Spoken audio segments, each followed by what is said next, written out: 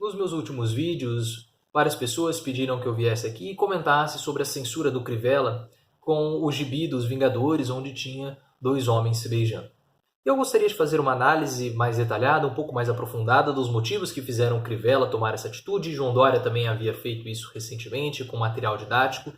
E esse é um vídeo que é um dos mais importantes do canal, porque nós já estamos falando muito sobre esse assunto, não sobre censura, mas desse público que o Crivella quis atingir, que é o público evangélico, e também o João Dória quis fazer isso. E é necessário entender esse público, entender os motivos, entender as motivações que fizeram tanto o João Dória quanto o Crivella tomarem essa atitude. Eu já solicito para que você compartilhe esse vídeo com a maior quantidade de pessoas possíveis, traga mais pessoas aqui para o canal do Professor Leonardo, porque mais pessoas precisam entender essa dinâmica essa dinâmica política com relação à comunidade evangélica aqui no nosso país. Mas o que aconteceu? O Crivella ele está tendo a Bienal do livro no Rio de Janeiro e o Crivella censurou, né? Solicitou que fossem censuradas as capas do gibi dos Vingadores, onde haviam dois homens se beijando. Isso, obviamente, criou uma enorme polêmica. O Crivella foi acusado de homofobia e, enfim, saiu em todos os jornais. Mas o que nós precisamos discutir, o que nós precisamos entender são os motivos do Crivella ter feito isso e principalmente também os motivos do João Dória ter feito isso com relação a ter tido ação similar ao Crivella. Depois o João Dória, de modo meio contraditório, criticou o Crivella por conta da censura. Mas enfim, ambos têm o mesmo objetivo, que é atingir a comunidade evangélica, a comunidade cristã no Brasil. Isso porque o Crivella ele é pastor e o João Dória também tem as suas pretensões políticas para 2022. O Crivella, a aprovação dele está muito baixa no Rio de Janeiro. Recentemente, em abril, foi aceito um pedido de impeachment contra o Crivella. E o ano que vem nós temos as eleições municipais. Então o Crivella ele tenta fazer esse tipo de ação, obviamente para aumentar a sua popularidade no seu reduto eleitoral, que são os evangélicos. Para que ele vem da comunidade evangélica e ele quer aumentar a sua popularidade para conseguir ser viável a sua reeleição no ano que vem, em 2020. Então esse é o objetivo do Crivella. O João Dória também tem o mesmo objetivo eleitoral. Ele já estabeleceu no estado de São Paulo o Dia da Oração, onde uma vez por mês os paulistanos são convidados a rezar pelo país, pelo Brasil, pelos seus políticos e principalmente rezarem contra a corrupção. É claro que João Dória vê o enfraquecimento do Bolsonaro, aumento da rejeição ao Bolsonaro e uma redução na sua aprovação, que continua oscilando ali dentro dos 30%, mas João Dória ele quer pegar essa fatia do bolsonarismo. Se a estratégia de Bolsonaro é uma estratégia de contenção das suas perdas, a estratégia de João Dória é tentar pegar esse eleitorado do Bolsonaro. E isso nós já estamos falando há muito tempo. A comunidade evangélica ela é super importante. E o próprio Bolsonaro, vendo a sua aprovação diminuindo, ela está com 29%, oscilando dentro daqueles 30% que nós estamos falando, mas é o menor nível desde o começo do governo. Então o Bolsonaro também tenta aumentar esse discurso religioso, tenta se aproximar cada vez mais dos evangélicos. A imprensa falou isso recentemente e nós já estamos falando aqui há muito tempo. Você que acompanha, você sabe. Mas nós precisamos entender esse público evangélico. E não adianta a esquerda tentar confrontar esse público porque não vai dar certo. O próprio Ciro Gomes já tem falado isso. Falou em várias entrevistas que nós acompanhamos aqui ao longo desse ano, nessas participações em rádios, em palestras, o Ciro Gomes falou: não adianta nós querermos, isso é a palavra do Ciro Gomes, queremos tocar em assuntos sensíveis, empurrar a forceps, empurrar a força, não, puxa, né? Empurrar à força assuntos tão sensíveis para a comunidade evangélica, para a comunidade, para os nossos irmãos cristãos. Porque o que acontece? Ao invés de ter a aproximação com eles, a esquerda acaba empurrando, acaba afastando, acaba jogando a comunidade cristã no colo da direita. E quando você começa a olhar os valores cristãos com os valores da esquerda, eles são muito parecidos, são muito similares, têm muitos pontos de conexão. Mas quando a esquerda ela tenta adotar esse tom mais agressivo contra a comunidade cristã, tocando em assuntos que são assuntos sensíveis a essa comunidade, eles acabam saindo, eles acabam se repelindo, eles acabam indo para a direita. Mas nós precisamos entender esse movimento evangélico, porque no ano que vem eles vão ser confirmados já, porque nós vamos ter o censo do IBGE, e possivelmente a comunidade evangélica vai ser confirmada como sendo o grupo religioso mais expressivo no Brasil. Houve um aumento muito grande nesses últimos 20 anos. A Igreja Católica não conseguiu mais se comunicar com a base da população, não conseguia mais se comunicar com os mais pobres, e as igrejas evangélicas conseguiram capturar essa parcela da população. E agora elas são muito poderosas. A igreja Católica, como eu falei, ela não conseguia mais se conectar, não conseguia mais atingir a camada mais pobre. E os pastores iam na casa das pessoas, faziam cultos nas garagens das casas, faziam cultos dentro das próprias casas, iam até os fiéis. E mais importante, eles demonstravam milagres. E o milagre é importante, ter essa demonstração para que as pessoas tenham essa percepção visual da fé. É muito parecido, né, com aquilo que nós temos na própria Bíblia. Deus manda Jesus se encarna na forma de homem para mostrar proximidade. Porque antes era muito distante, Deus não tinha rosto. Se eu não tenho rosto, se eu não sei para quem eu estou rezando, se eu não sei com quem eu estou interagindo, eu não tenho identidade. Se eu não tenho identidade, não tenho identificação, e aí eu não consigo ser adepto àquele produto, àquele serviço ou até mesmo àquela religião. Então Deus manda seu Filho Cristo que é a palavra de Deus encarnada, para que ele possa ter semelhança, porque ele possa ter identificação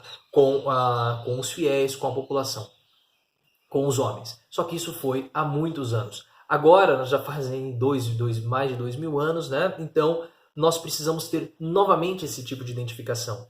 E quando a igreja evangélica faz aqueles shows pirotécnicos de exorcismos, os milagres, eles dão algo palpável para a população poder se agarrar. E quem são esses evangélicos? São pessoas mais pobres, que precisam ter esse contato visual com a fé, sentir a fé, tocar a fé, para poder acreditar e principalmente para ter uma certa esperança. Então a igreja evangélica, a comunidade evangélica consegue tocar esse fiel que precisa ter essa esperança. Outro ponto importante da comunidade evangélica, que algumas pessoas explicam, é que a comunidade evangélica, que a igreja, a religião, né, neopentecostal, ela consegue impor limites nas pessoas, ela impõe restrições, e essas restrições fazem com que os seus fiéis, eles se sintam vivos. Porque hoje o mundo é um mundo pós-moderno. Nós vivemos no mundo da modernidade líquida que o Bauman fala. Nós não temos forma. Nós podemos ser aquilo que nós quisermos ser. Só que essa total liberdade, essa falta de definição a respeito de nós é muito ruim, porque ela causa muita ansiedade, ela causa indefinição, ela causa insegurança. Então, quando você coloca restrições, quando você coloca ali barreiras, esse líquido que nós somos, ele começa a ganhar forma. A nossa vida, ela começa a ganhar forma, porque nós perdemos o sentido. Se antigamente, até há poucos anos, algumas décadas, o nosso objetivo de vida era continuar o legado da nossa família, hoje nós não temos mais isso. Então é como se nós ficássemos flutuando e nós precisamos ter a realidade, nós precisamos encontrar um sentido para a nossa realidade. E não são todas as pessoas que seguem a filosofia existencialista do Camus, que basicamente fala o seguinte: a vida vai ser melhor vivida se não tiver sentido. Muitas pessoas buscam um sentido para suas vidas. E a igreja evangélica, com as restrições que ela impõe, ela dá esse sentido, ela dá esse choque de realidade, ela molda essa forma, esse líquido que nós somos. E as pessoas, elas têm um vazio, o qual elas querem preencher. E a comunidade evangélica, ela consegue preencher esse vazio na vida das pessoas. Nesse ponto, não é muito diferente de um crossfit, por exemplo. O crossfit, da mesma forma que a igreja evangélica, ele tem as suas restrições. A igreja evangélica você não pode beber, você tem restrições sexuais, você tem restrições de vestimenta. O crossfit é a mesma coisa, você tem restrições de horário, você tem restrições de alimentação, você tem diversas restrições que você usa o crossfit para se sentir vivo e para colocar um sentido na sua própria vida. Só que, ao passo que essas restrições elas se tornam muito pesadas, existe um momento que você precisa extravasar essas restrições. No CrossFit você consegue fazer isso. Na igreja evangélica fica mais difícil, porque as restrições elas são muito pesadas. E com a política, principalmente na figura de Bolsonaro, essa comunidade consegue ter uma forma dela se expressar, dela se extravasar, dela colocar para fora os seus próprios demônios. Extravasar as restrições, porque é importante, quando a pressão fica muito grande, nós precisamos ter um momento para extravasar. Então, a política eu vejo como sendo também uma forma dessa comunidade que sempre foi muito reprimida, seja pelos seus próprios dogmas, seja pelos seus próprios pastores, seja pelo resto da sociedade. Agora, com a política, ela tem uma oportunidade de extravasar. E quem são essas pessoas que estão na comunidade evangélica? Como eu falei, são pessoas mais pobres e são pessoas de classe mais baixa, pessoas mais pobres, pessoas com dificuldades. E quando nós temos esse tipo de condição social, as pessoas tendem a viver mais em comunidade. As famílias mais pobres, as pessoas mais pobres, elas tendem a ser mais... quanto mais rico for, mais individual é a pessoa. Quanto mais pobre, mais em comunidade, mais em conjunto. Então a igreja evangélica, ela é o resumo da vida dessa pessoa. Porque o que a pessoa da periferia ela pode fazer para se divertir? Como que é a vida dessa pessoa? É trabalho, trabalho, trabalho em casa, trabalho, trabalho em casa. Então ela precisa ter uma forma de lazer. Ou ela vai ao supermercado, ou aquela dona de casa vai ao supermercado, ou ela vai à igreja. A igreja, além de um instrumento religioso, além de um elemento religioso, também se transforma em um elemento de lazer. É um elemento em comunidade. E nós precisamos viver em comunidade. A própria teoria das relações humanas, da administração, fala isso. Nós precisamos ter a comunidade, nós precisamos ter o convívio, ser aceitos pelo grupo. E aí, quando eu estou nesse grupo, eu tendo a me comportar exatamente como esse grupo se comporta. Graciliano Ramos, em Vidas Secas, fala isso, né? O ambiente, ele transforma, nós somos transformados pelo ambiente em que nós estamos. Fabiano, o principal personagem do Vidas Secas, ele é seco, ele é seco, bruto, rústico, violento, selvagem, como é também o sertão nordestino. Então a vida das pessoas, dessa comunidade, quando elas não estão no trabalho, a vida delas é a comunidade evangélica. É lá onde elas se relacionam, é lá onde eles têm o seu lazer, é lá onde eles fazem todo o seu contato social e principalmente ela tem a figura do pastor. Quem é o pastor? O pastor é aquele que pastoreia as suas ovelhas. As ovelhas, elas seguem a voz do seu pastor. Então a comunidade evangélica, elas são ovelhas do pastor. E o que acontece? Quem o pastor indicar, o que o pastor falar para fazer, a comunidade, as ovelhas também irão fazer. Por isso que é importante ter o apoio dessa comunidade, ter o apoio dos pastores, porque aquilo que o pastor falar, as ovelhas vão seguir. Por isso que quando eu falo para vocês, o Bolsonaro, se ele tiver o apoio o apoio da comunidade evangélica, ele não precisa ter um prefeito em cada cidade, ele não precisa ter um palanque regional político em cada cidade. Basta ele ter uma igreja evangélica em cada cidade e um templo religioso vai ter em cada cidade brasileira para ele propagar, para ele conseguir se conectar com a população nacional, com a população brasileira. E o mais importante, há um senso de comunidade. E eu preciso ser aceito perante o grupo. Então, se todo mundo está votando no Bolsonaro, está votando no Crivella, está votando no João Dória, eu também preciso votar. Porque caso contrário, eu vou ser excluído do grupo. E para onde eu vou? Se todo o meu bairro, se toda a minha vizinhança está ali, interage, se reúne, se encontra, converge no templo religioso, converge na comunidade evangélica, eu também tenho que votar na mesma pessoa, porque caso contrário, eu vou estar longe do grupo. Em algum momento da nossa vida, nós já tivemos um tipo de experiência.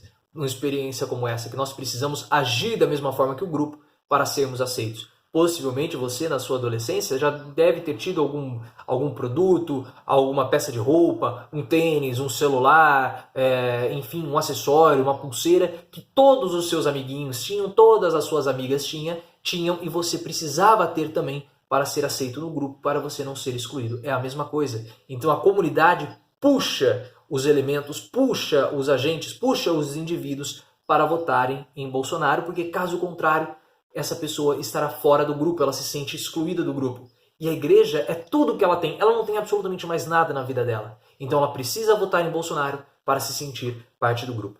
Então esse é um elemento muito forte que explica os motivos do Crivella ter feito a censura, o João Dória também ter feito a censura, o Bolsonaro se aliar, o Bolsonaro estar tão próximo assim da comunidade evangélica. Porque é uma comunidade que ela segue o seu pastor. E você precisa entender esse contexto social da comunidade evangélica para entender os motivos, para entender as ações de Bolsonaro, as ações do Crivella, as ações do João Dória. Eu espero que esse vídeo tenha ficado claro. Se você teve alguma dúvida, deixa aqui nos comentários. Nós estamos desenvolvendo um entendimento a respeito da comunidade evangélica, né, sempre do ponto eleitoral, né, como instrumento, como elementos para as eleições de 2022 ou como elementos políticos, tá bom? Se você ficou com alguma dúvida, deixa aqui nos comentários.